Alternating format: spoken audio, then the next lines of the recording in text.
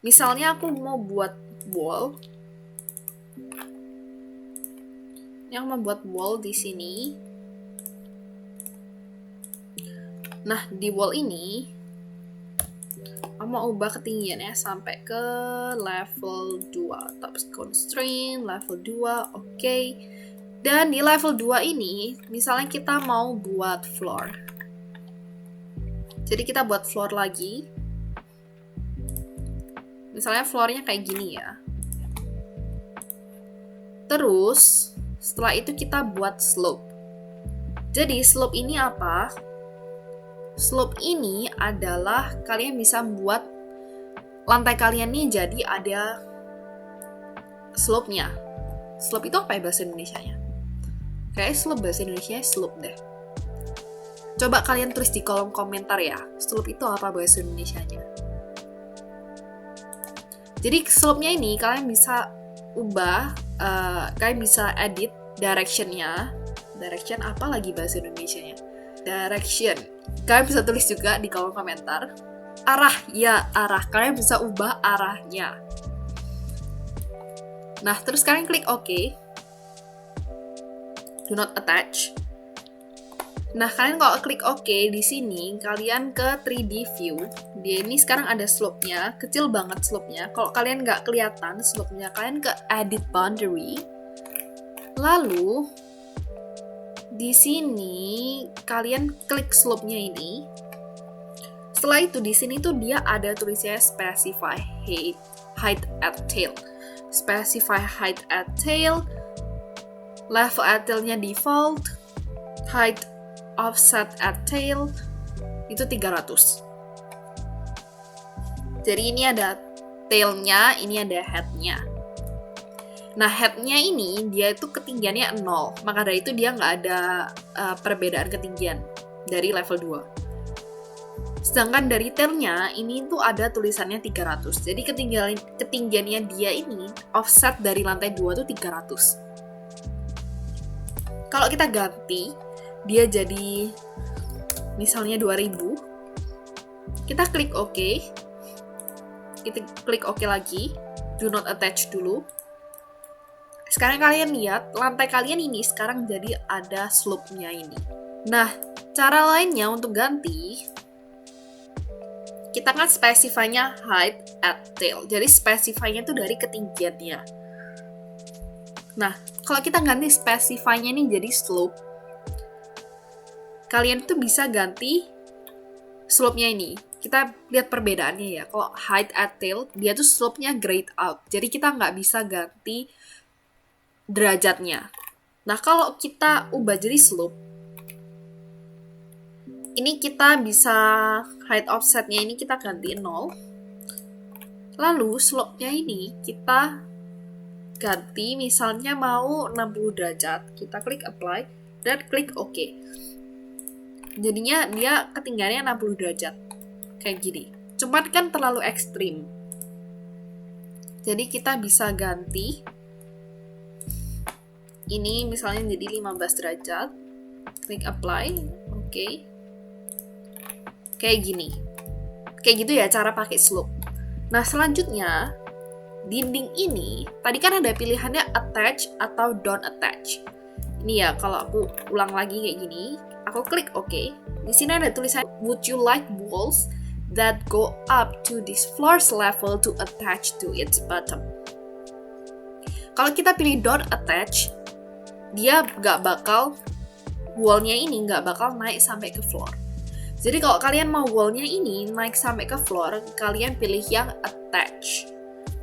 Nah, antara kalian pilih di opsi tadi, don't attach atau attach, atau kalian bisa attach manually, bisa manual attach. Pakai attach top or base. Di sini kita bisa attach, kita pilih base-nya mana. Di sini kita punya base-nya ini, kita klik, dan dia otomatis langsung attach, langsung nyambung ke atapnya ini. Bukan atap sih, top left, top base-nya ini. Nah, kalau kita nggak mau attach, pakai detach. Kalian detach, dan kalian pilih base-nya ini tadi. Kayak gitu. Nah, selanjutnya, kita ke structural yang floor. Di structural floor ini, dia kalau kalian lihat ada arah panahnya ini. Nah, arah panahnya ini menunjukkan dari span-nya dia. Span itu apa? Kalau kita ke edit boundaries, di sini tuh ada span direction, arah dari span. Nah, span kita ini sekarang di sini. Kalau kalian lihat, dia ini panahnya beda ya, antara panah ini dan panah ini. Jadi span itu dibagi jadi dua. Kita buat span di sini. Nah, sekarang span-nya ini sekarang dia ada bedanya ada, kalau kalian lihat panahnya ini berbeda arah ya. Karena yang di sini itu span-nya dia tuh dari sini, sedangkan yang di lantai satunya ini span-nya dia tuh dari sisi yang sini. Nah, span sendiri itu ada span one way span dan ada yang two way span. Jadi span ini apa sih? Jadi kalau kalian bisa berimajinasi, ada kayu yang ditopang sama dua bata. Di bagian tengahnya, kayu itu kan panjang, tapi yang nopang cuma dua bata, di sisi kanan dan di sisi kirinya. Jadi kalau kalian mau press kayu itu di tengah-tengahnya, misalnya pakai tangan kalian kan press, dia tuh ada bending, dia tuh ada ngelipat, ada bendingnya tuh di bagian tengah. Arahnya cuma satu arah, yaitu arahnya ke atas atau ke bawah. Nah, bedanya sama two way span, dia tuh anggap aja kalian tuh lagi main trampolin. Nah, kayak main trampolin itu kan ditopang dari sisi kanan, kiri, atas, bawah kan. Jadi ditopang dari semua sisi.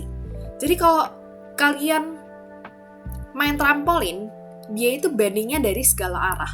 Aku berusaha membuat ini jadi simple untuk kalian mengerti. Jadi dia tuh bendingnya dari length-nya, dari width-nya juga. Nah, maka dari itu di Revit ini kalian bisa atur dari arah dari span-nya ini sendiri. Sama halnya dengan yang arsitektural. Yang struktural ini dia juga ada add point, ada split line, ada fixed supports yang aku udah bahas di arsitektural. Bedanya di sini tuh dia ada rebar, ada area, ada tools lainnya. Kita akan bahas di materi yang khusus untuk struktural aja. Jadi, kalau kalian ke struktur, lalu kalian ke floor, di sini tuh ada slab edge. Nah, slab edge itu untuk apa? Misalnya di sini kita mau kasih slab. Ini dia kayak gini ya. Jadi kalian bisa kasih slab di segala arah, di segala sisinya dia. Ini slab edge namanya. Jadi kita bisa buat sectionnya. Nah, ini dia namanya slab edge. Jadi ini lantai kalian, lalu di sini kita kasih slab edge-nya. Slab edge itu apa? Cukup aja kalian tuh punya foto. Nah, di foto kalian itu ada frame-nya kan biasa di figura foto. Itu kan ada frame-nya. Nah, slab edge ini juga jadi figuranya dari foto kalian. Jadi foto kalian tuh anggap aja tuh lantai. Slab edge-nya nih untuk frame-nya. Nah, slab edge sendiri ini dia tuh bisa kalian ubah-ubah bentuknya. Jadi di sini tuh kalau kalian ke slab edge itu ada edit type. Nah, di edit type ini dia tuh ada profile. Profilnya sekarang tuh yang 600x300 ini. Kalian bisa ubah jadi ini, contohnya kayak gini.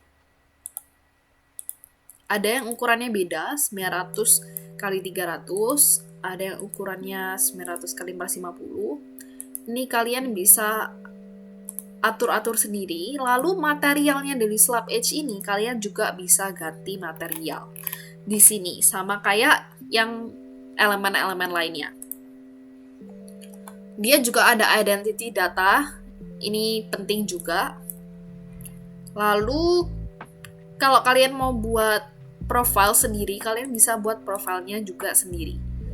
Nah, untuk profilnya tuh buatnya gimana? Aku di video YouTube yang lalu aku udah ada buat ya cara buat profile. Itu kalian kalau belum tahu cara buatnya, kalian bisa lihat dulu di video aku yang sebelumnya. Maka dari itu aku ada buat video khusus untuk metric profile. Karena menurut aku ini memang penting untuk belajar, karena pasti banyak atau sering digunakan. Jadi di sini di profile ini kalian bisa atur slab edge kalian. Nah, slab edge sendiri ini itu untuk apa? Jadi slab edge ini bukan hanya untuk kayak frame, atau ini bisa menjadi estetik juga. Cuman fungsinya bukan hanya untuk estetik ya. Cuman slab edge ini dia tuh fungsinya banyak. Misalnya untuk proteksi. Jadi dia tuh bisa bantuin supaya floor kamu nih nggak rusak. Jadi dia nge-protect floor kamu. Nah, selanjutnya juga ada fungsinya jadi waterproofing. Jadi biar air itu nggak masuk ke dalam bukan dinding, maaf, ke dalam lantai kamu.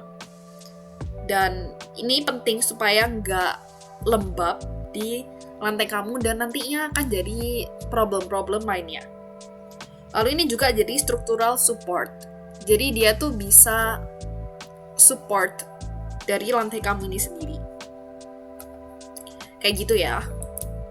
Terus di slab edge ini juga ada rebar juga opsinya. Selanjutnya, tadi kan kita ke struktural kan. Struktural, terus kita pilih yang floor slab edge. Sebenarnya di architecture, di sini tuh juga ada yang slab edge. Nah, selanjutnya aku juga mau ajarin floor by face. Nah, sebelum itu aku mau juga jelasin cara buat cantilevers.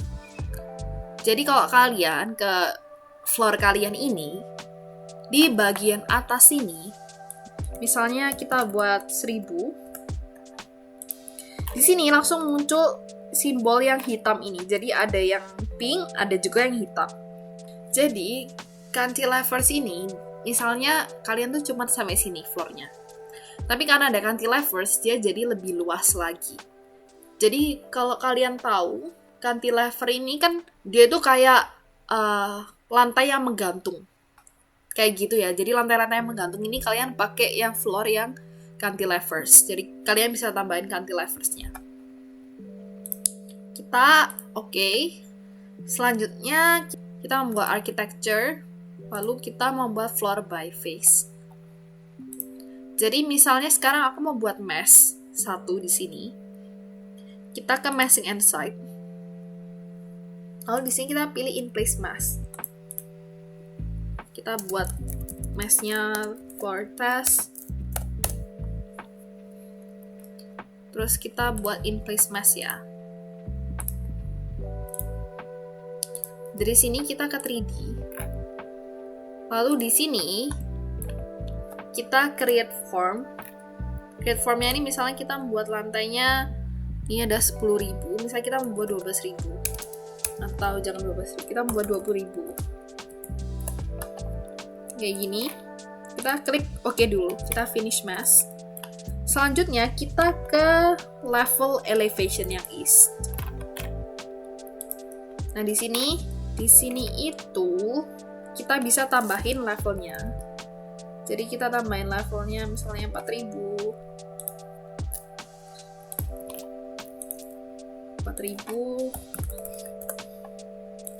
Terus kita copy aja biar cepet.